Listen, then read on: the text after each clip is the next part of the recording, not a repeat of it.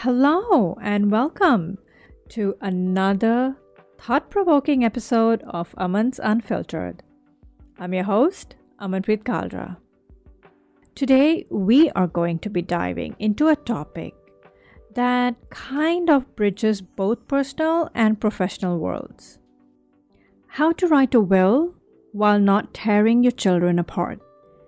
And at the same time, how to ensure smooth management of a family business across generations. Today, our guest is someone with extensive experience in the corporate world and startups. He's seen firsthand how planning, transparency, and structured leadership can make or break a business. Whether it's a tech startup or a family-owned company, clear communication and future-proofing decisions are key to avoiding conflict and ensuring success. But when it comes to a family business, these principles often get tangled up in emotions, traditions, and yes, sometimes sibling rivalry. Today, we are going to explore how we can leverage some of these learnings from the corporate and startup world, like maybe succession planning or even conflict resolution. And let's see how we can apply them to the unique dynamics of family business. Some of you might be asking, what are we trying to achieve by talking about something like this? Or what is the goal of all of this?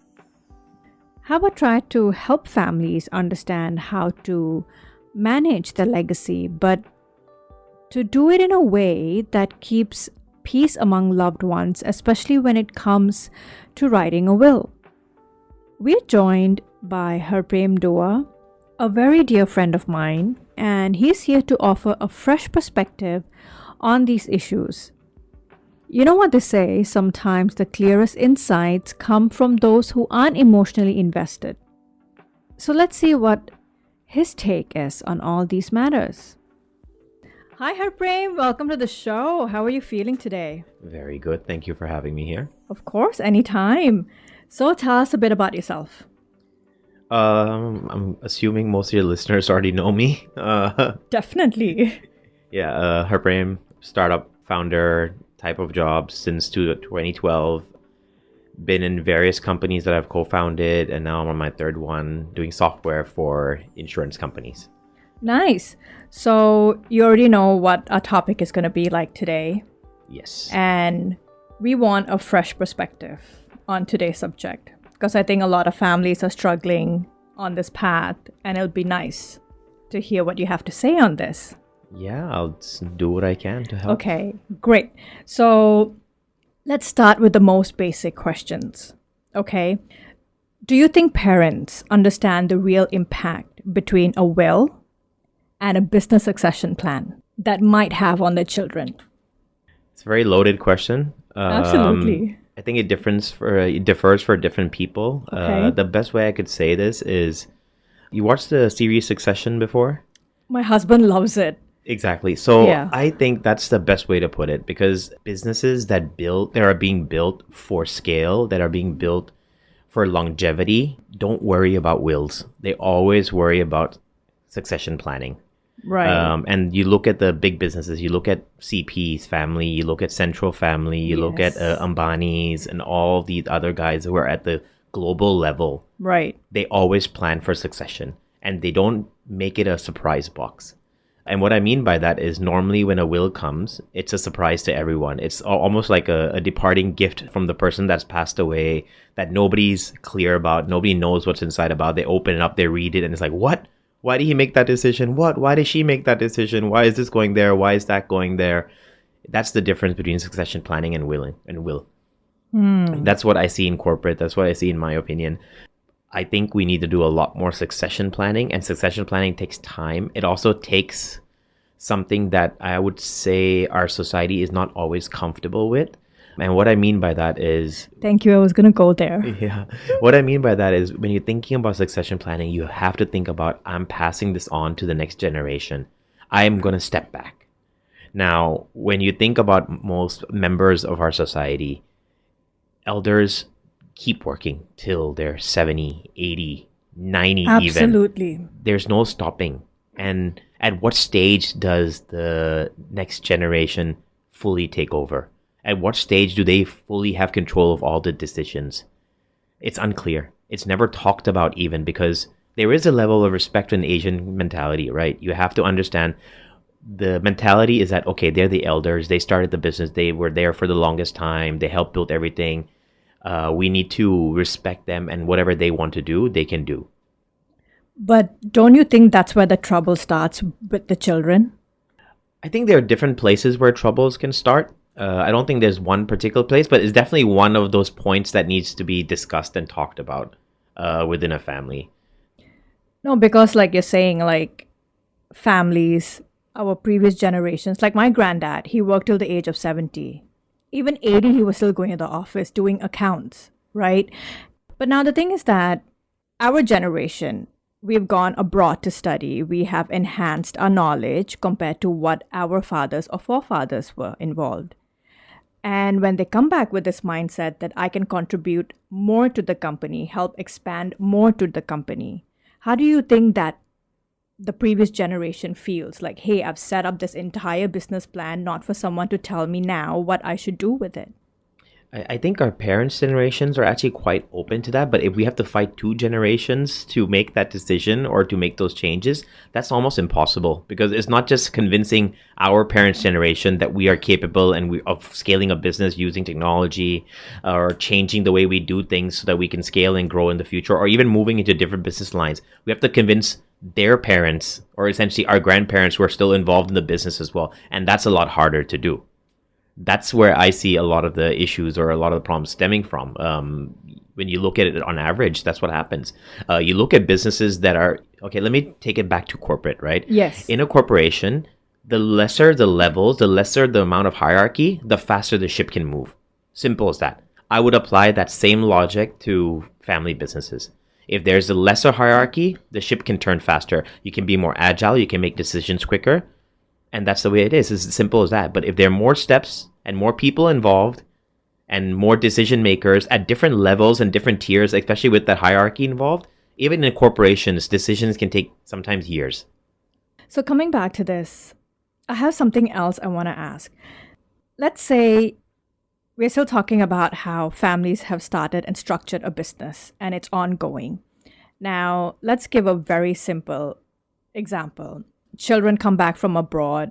They don't have the same mindset as their parents or their grandparents, and they're not interested in running the same business.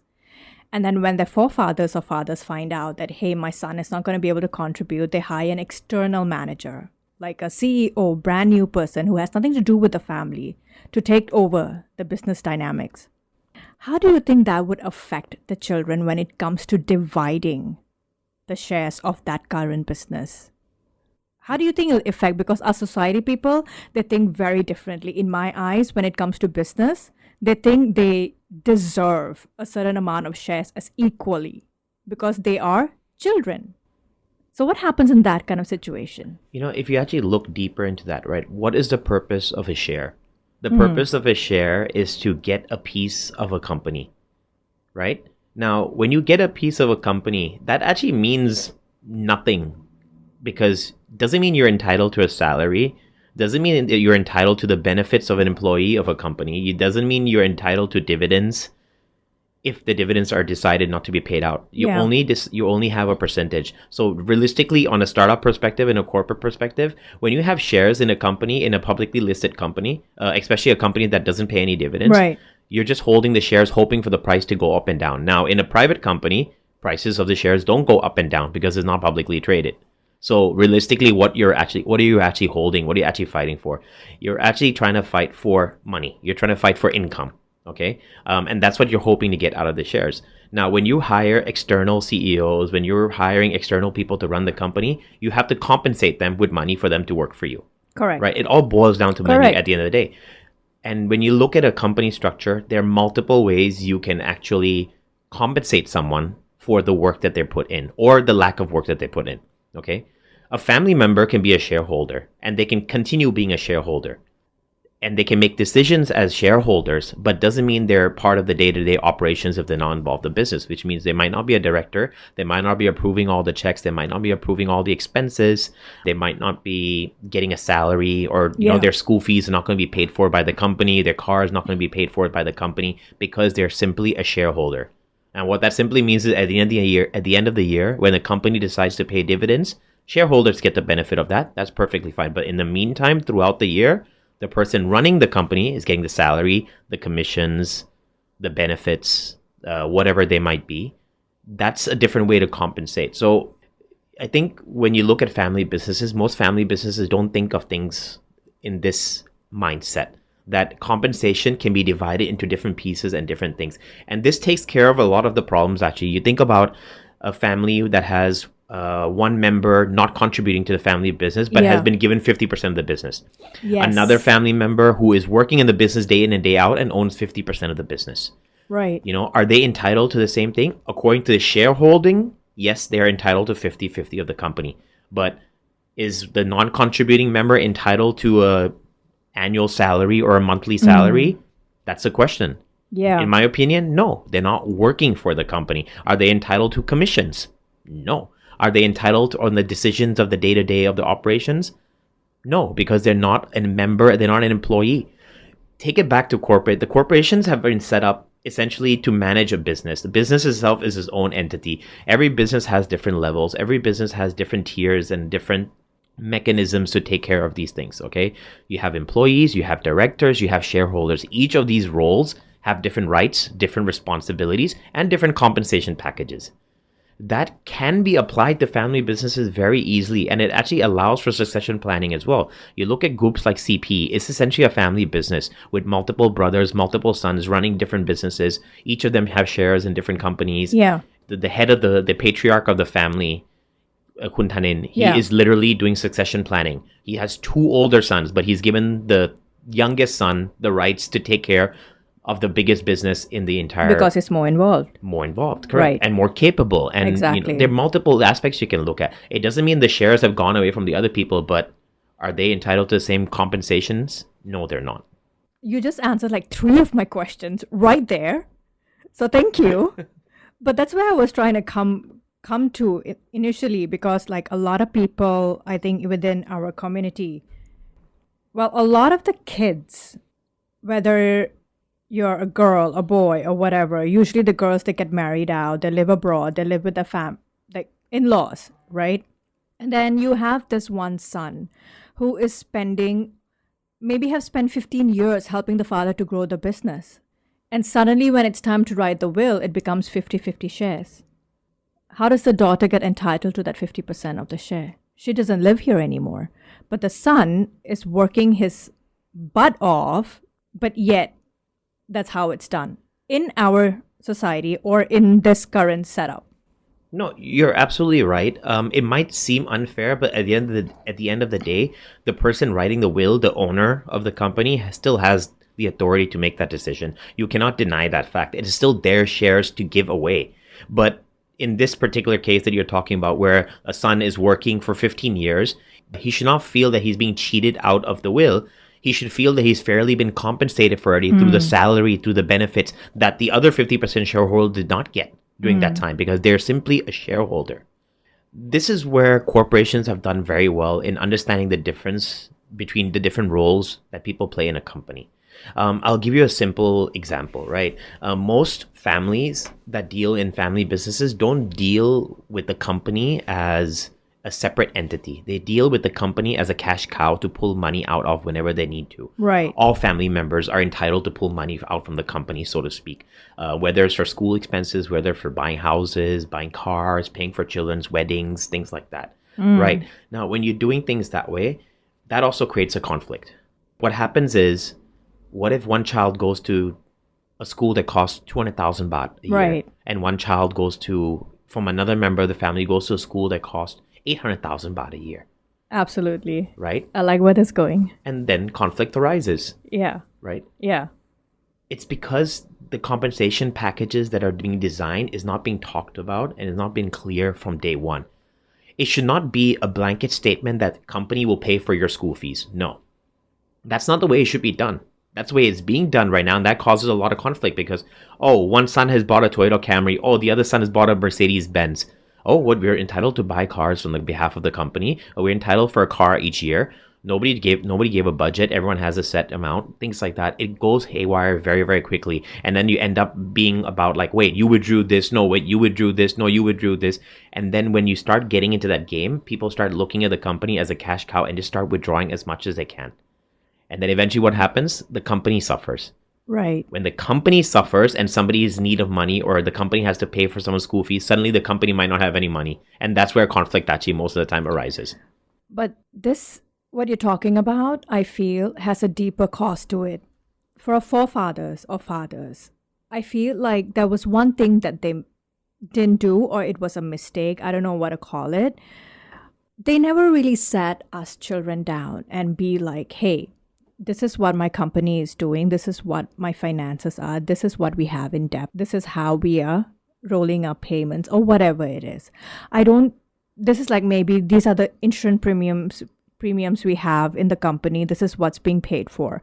Like, I don't feel like our generation have really been sat down and the entire financial thing has been spoken to us about. And hey, that's why we are always in the dark when we are given surprises when they go. We are like, what do we do with this now? How do you think these situations can be avoided? Do you think every family should sit down with their children at one point and explain to them the entire financial situation of the family? It's not just at one point. It's communication that should be happening on a constant basis. Exactly. So why do you think it's not happening now? Culture. I think a lot of it boils down to culture and, how do you put it? A level of fear, also a level combined and masked with the term respect and trust.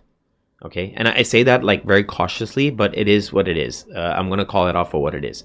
When I say masking it with fear and trust and respect, is because you always have this mentality, and it's not just Indian, but Asians in general have this thing where when the patriarch makes a decision, if you question him, you're disrespecting him. If you question his decision making, you're not trusting him in what he's doing or what she's doing, things like that. That's not the case. Our generation has been taught to grow up questioning things. Like we're like the why generation. We ask everything. Why? Our kids are even asking more than we are asking. God. Yeah. Like, on a daily basis, I'm answering like 30 to 50 questions on whys. Yeah. But our parents' generation to their parents didn't ask that. There was a barrier there. There was like, whatever he's doing the right thing. We'll just trust him with it. We'll keep the faith and we'll keep the harmony in the family going. That harmony essentially meant that a lot of questions, a lot of things that should have been discussed were just swept under the rugs. And when you keep sweeping things under the rugs, eventually it explodes. And when it explodes... Not just explodes. I think our generation gets screwed. Correct. Some people get screwed. Some people, family explodes. And, I have to say this as well. It doesn't explode until the shit hits the fan. And what I mean by that is when the business is going well, when there's enough money flowing for everyone's expenses to pay for everything, it's fine. But no one cares then. Nobody cares. Correct. And that's the thing, you can keep sweeping because the rug is big. Hey, I'm getting my cash flow. Why should I care what's being done behind closed doors? Correct. But the moment things go wrong, and things always go wrong in every business, there is no business that can sustainably and continuously grow forever. Every line of business needs adaptation. Every line of business needs to innovate and to change.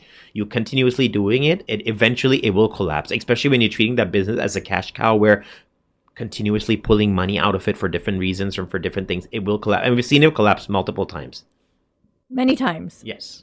And that's where the lack of communication, and by that time, it tends to be a little bit too late because you don't know how to communicate anymore. You've done things behind closed doors. You've done things under the carpet for so long that when it actually comes time to communicate, you don't even know where to begin because now you have to dig back to 10 years worth of history, 20 years worth of history. Wait a minute, your kids got married 10 years ago. You withdrew 5 million, 10 million for the wedding. How come I didn't get that money? My kids need to get married now. Where is that going to happen? Where's the money from the company going to come from? Wait, but the company doesn't have money. So now you owe me that money. And these kind of conversations we hear happening all the time. Whether it's for weddings, whether it's for school fees, whether it's for cars, whether it's for whatever it is, living expenses, it's everything. Everything. And I like it how certain children in our generation still think that they're entitled to the family business accounts when they're not even involved in it. Like, for instance, hypothetically, okay, I have an uncle. Hypothetical situation. I have I have many uncles, so don't pinpoint which one. They're all famous in their own way. So let's just say I have an uncle who has like 5 kids. Business is doing very well, and 3 children are in the business. 2 children are doing their own thing. But now all the 5 children's school fees are being paid for under the company. Some schools might not be the same, some schools are the same. Do you think that those 2 children's are entitled?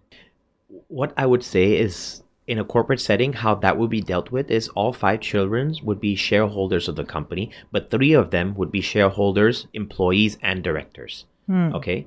Now, in a company, what you would do in a corporation setting in that case is whatever profits the company makes, whether it be annually, quarterly, monthly, doesn't matter. You can set the dividend policy for a company however you want. A company's dividends are paid to all shareholders. Okay. So let's say a company makes profit of 100 million baht.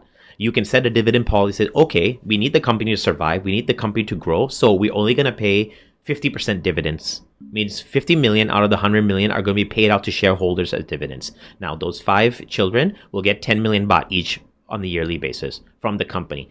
Whatever they choose to do with that money, that is their business. That is their problem. But the 3 children who are working for the company should be earning salaries, should be getting other benefits as a salaried employee of the company. For my company, I have staff, right? What benefits do I give them? I cover their insurance cost. I cover their provident funds. I cover their, children's insurance, things like that. These are all benefits of an employee. Some staff, I cover their mobile phone bills. Some staff, I cover their transportation cost if they're sales, car payments and things like that, right? These are all employee benefits, not shareholder benefits. There's a difference there. And that's the difference you need to understand and make a decision on. Whatever you do with your dividend payments, it's your problem. You can enjoy it however you like, but you spend within that mean. And that way, the company also has 50 million to survive for the next few years or the next year. If in case something bad happens, the company still has cash flow without having to ask its shareholders to put in money. This is what every major corporation does. And this is how family business should actually be handling these things. You live within your means, within that budget that's been given to you. That's your earning. I hope you guys are listening to this with your ears wide open. This is some really great insights for you all who have some big family businesses. Yeah, and to take things even further, right? Like a lot of these things need to be documented, which I hate to say it, but in the Indian family Asian family, it's not documented. And I don't know why. You have all the technology in your hand. They still want to do hisab kitab from the books, how they used to do it with the forefathers. Correct. See, there are a couple of things that you can do very, very simply, right? Every shareholders should have shareholder agreements. That's what I have with my shareholders who are investors from Singapore. And a shareholder agreement is essentially, okay, what decisions need to be made by the shareholders? What decisions need to be made by the board of directors? What decisions can be made by employees? You're literally drafting it out and literally saying, okay, for example, in my company, in the insurance and the technology space, I have decisions that I can make as the director of the company. Okay, I can choose who to pay salaries to, who to hire, how to manage the expenses, and things like that. The decisions that need to go to the board of directors, which include me and some of my shareholders, will include things like my own compensation. I cannot increase my own salary as a director of the company. I need to board of director approval for that. Okay. Can I issue more shares? No, I cannot issue more shares. I need board of director approval. Can I give shares away to other employees? No, I need board of director approval. Okay. And then there's some decisions that I need to go to shareholders to make decisions for. For example, if I want to sell the company, if I want to พิ่มทุน, which means increase the capital of the company, if I want to onboard a new shareholder, if I want to sell shares, or if I want to change the business direction of the entire company, I need a majority shareholder decision, 75%. So these are all literally documented, and there are templates for this online. You can get it from ChatGPT. You can get it from anywhere by putting your specific cases. And these documents will be spit out to you in a matter of a few minutes. And this is an agreement between all shareholders. And this stops shareholders from screwing each other. Literally that, because But I thought the shareholders contract was a very common thing because even I have a shareholder contract with my partners. Is that not a common practice? Not in family businesses.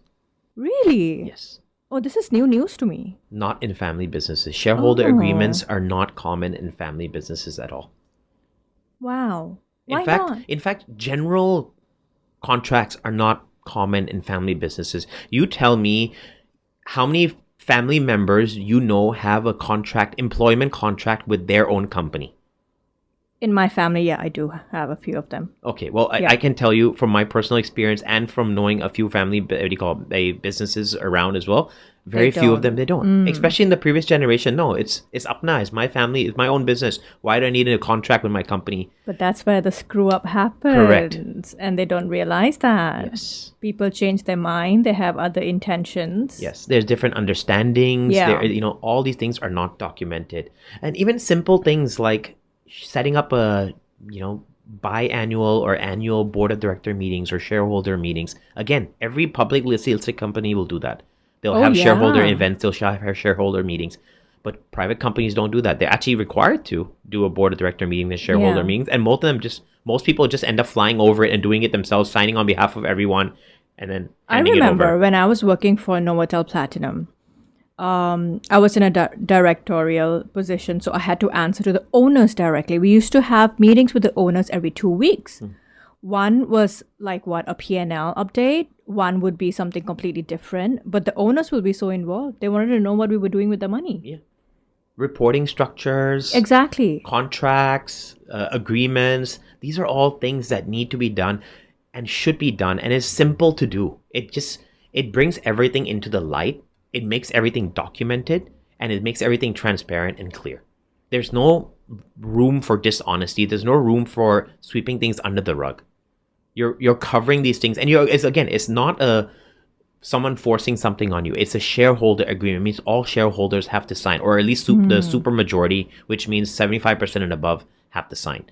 And these things you can include, and that's where you're setting up the structure for scale. You're actually setting up for growth, because now in the future, if you do want to hire outside help, if you want to bring in someone else who's not a family member, you can do that. You can bring in a management firm to run business. And I personally know a few Thai companies that have done that, where the family has divested into many different businesses. They don't have enough members to essentially run all the businesses that they have invested in or they've grown. So they start hiring people outside, and they give equity to those new members as well, but they give it in a structured way. And now they understand what the liabilities are, what the compensation packages are, and what they're giving for these, to these people. I have such an interesting question right now for you. Why do you think our community mindset is... Okay, look, let's be very frank. We have a lot of families who are financially very powerful, but they are not really out there like how many Thai families are.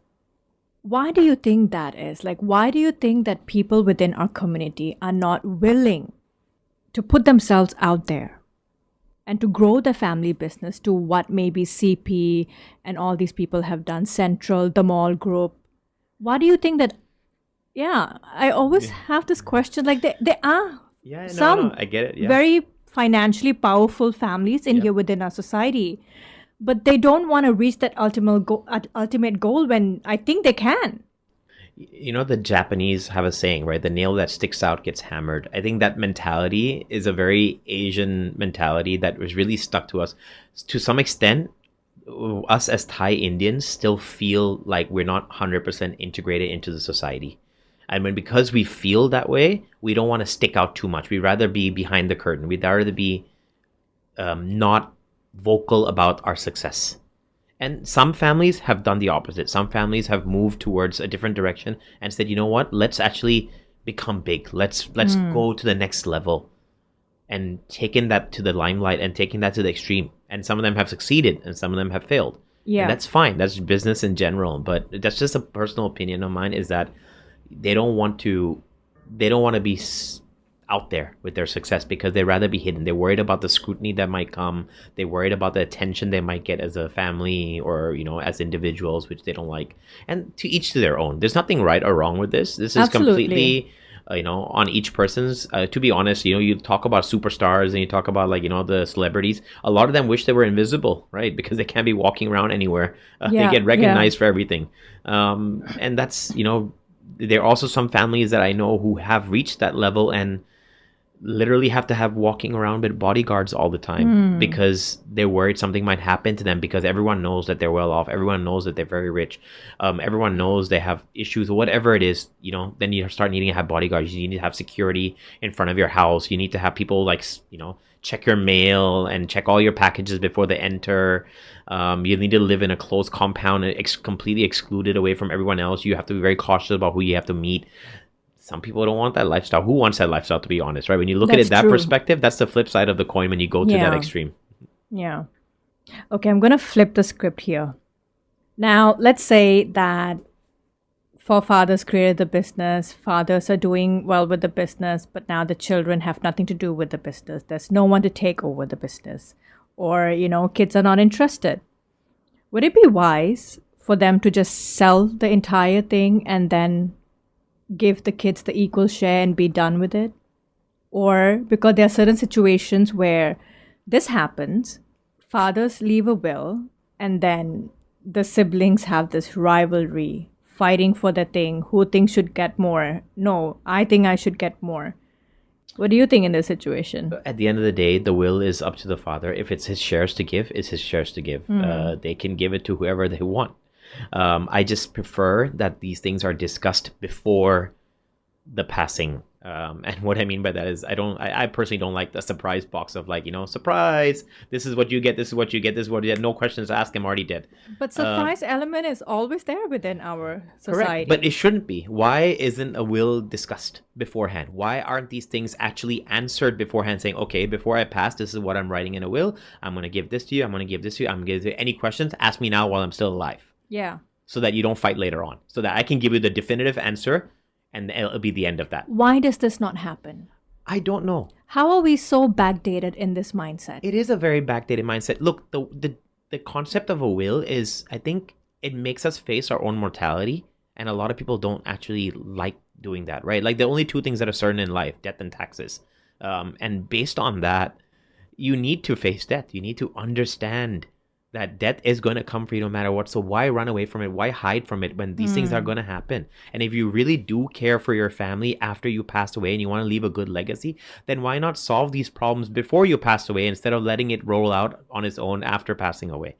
These are the kind of questions that, we should be asking our parents. And by the way, another misconception about wills, it doesn't mean you write a will one time and that's it. You can keep updating your will. It, exactly. You can change it.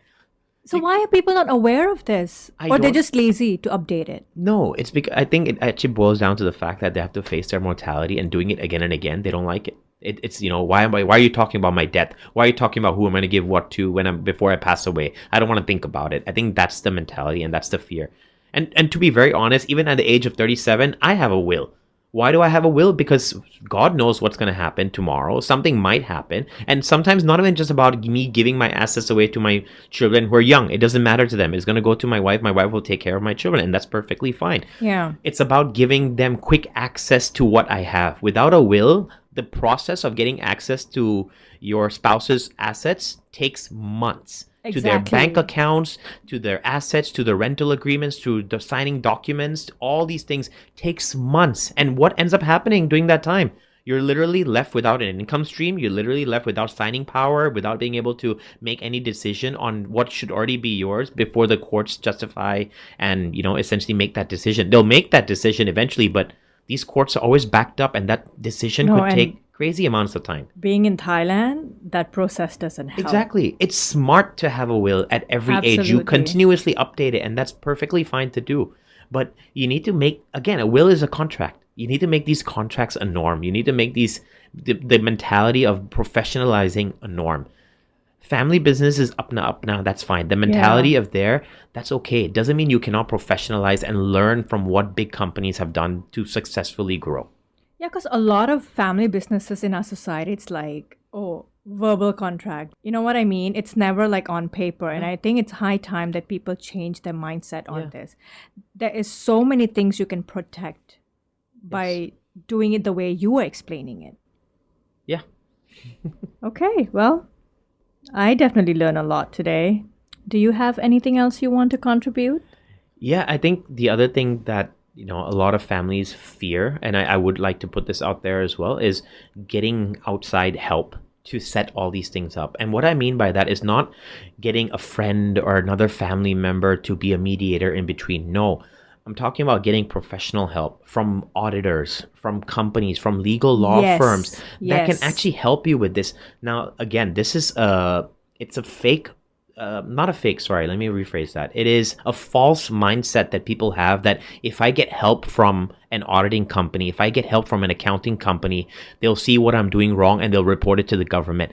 That is not the Not the case. case, not the These case. companies that you hire work for you, Not against you. not against you. They are Yep. bound by NDAs, they're bound by Yes. confidentiality that won't allow them to share anything outside. As long as you're not making them do anything illegal, they're gonna be there for you. They will do everything they do for you. They work, some of these biggest companies in the world, like even Citibank, UOB, they work for, to be fair, drug lords, billionaires to help evade taxes in Yeah. different countries, to help, succession planning. They do this stuff all the time. But we as an Asian, family tend to avoid these things because no, we know, how can we share our books with other people? How can we share what we have with other people? They'll know what we have. They'll tell other See, it's people. the magic word that people don't understand. It's the lack of trust I guess so. Fear. or fear. Yeah. Because I see a lot of families, they don't trust this. They don't trust them. Okay, I'm going to be very frank. It's my show, it's unfiltered, but a lot of them don't even trust their own family members. Yeah. It's true. Lack of Right? communication breeds Yeah. distrust. And in my previous episode, I talked about communications. There is no communications at home. Not proper communication, anyways. Yeah. No. Yeah. I could be sitting in one corner, you could be sitting one corner, I could be having a conversation with you through WhatsApp. Look, these discussions can lead to conflict, but these conflicts are better had in small amounts Yeah. than one big one later on where you have to involve lawyers, where you have to involve Exactly. courts and other things. Exactly. You're better off dealing with these situations as they come along. It's the same way you deal with your spouse. Do you want to like keep everything under the rug just for the sake of seeming harmonious and eventually exploding away everything you built over the past 10, 20 years? It makes no sense to do that. We Yeah. need to be more open to communicating, to trusting each other, to talking about the difficult topics and not just pushing away under the rug. Having family meetings on a regular basis, being open about mistakes that we've made, being open about successes, being open about, asking for contracts, asking for compensation. Even being open about your failure. Yes. It's okay. That's how you get better. Yeah. See, people don't admit failure here. No, that's it. Yeah. That's so sad. It's true. So, Okay, you get yeah. outside help for these sort of things. You pay a lot less now than you would if everything has to go through courts and everything has to go through lawyers. It's you've been thinking from that perspective that no, they're brothers, they're sisters. They're not gonna sue each other later on after I die. They love each other. Guys, sorry. please, no. Exactly. It's gonna end up happening if you don't set it properly. It's better to be like, don't be penny wise, pound foolish.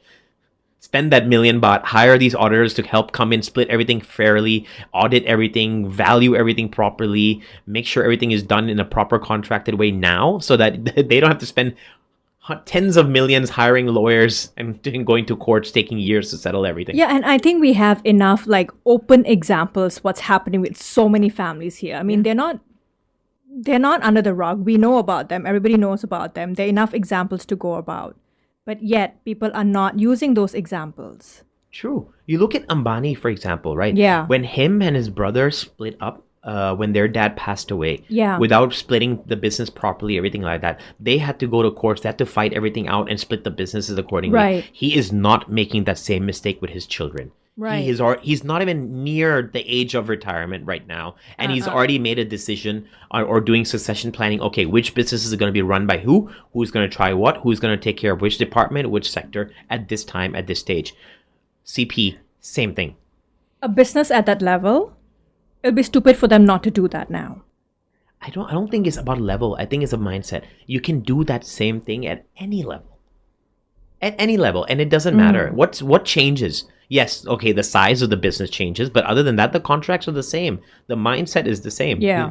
Why are you saying that, oh, because they're a $1 billion company, they need to do that? And because you are only a 100 million baht company, you don't need to do that. No, the problems that your children will face and the problems that their children will face, if you don't do it, are the same. Are the same. You You'll face still the same end up- consequences. You face the same consequences. Families don't talk to each other. There's Yeah. bad mouthing in the society, and everyone goes to court, and the courts and the lawyers end up making all the money. And then you Yes. spend years and years Yes. wasting your life, your prime of your life, dealing with this kind of shit. That's how lawyers get rich. Okay. In summary, go be a lawyer. All right. All right. Well, there you have it, folks. We have Harprem and we had some really great insights. I hope you guys are keeping your ears open throughout these sessions and you've learned some great things. Thanks for being on my show, Harprem. I hope you had as much fun as I did. Oh, very much so. Thank you for having me. All right. Thank you. As we've explored today, managing a family business and writing a will are deeply intertwined when it comes to keeping peace in the family. Whether it's the division of assets or the succession of business leadership, these decisions do have lasting effects on family members. What Harprem and I have discussed highlights a lot of the problem that a lot of family-owned businesses face today. Perhaps the key lies in honest communication, clear expectations, and tough decisions made early on. You might not be able to prevent every conflict, but maybe with foresight and courage, you can at least minimize the fallout. So thank you for joining us today on Aman's Unfiltered. I hope you've enjoyed this episode today, and I hope it's been an eye-opening episode. I'm your host, Amanpreet Kalra. Until next time, stay bold and stay real. And most importantly, keep the conversation going.